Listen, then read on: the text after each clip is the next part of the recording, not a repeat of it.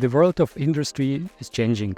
More and more devices are getting connected, and this exposes them to the outside world and brings with it security risks.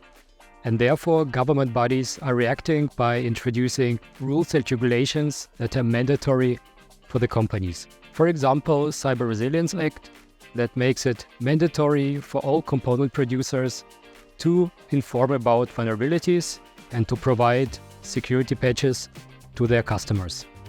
And therefore, we in Open Industry 4.0 Alliance are working on standards, are working on information toolboxes for our members, how to address those issues with their customers and to provide the best possible solutions.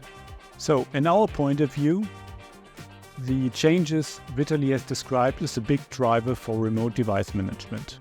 But the very first step is that we provide transparency of the installed base in terms of vulnerabilities.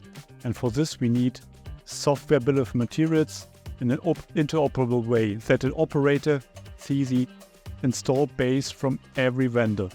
What are the concrete steps we are doing in the work group? In the first step, we will write a white paper for our motivation and in a case study what is already possible today.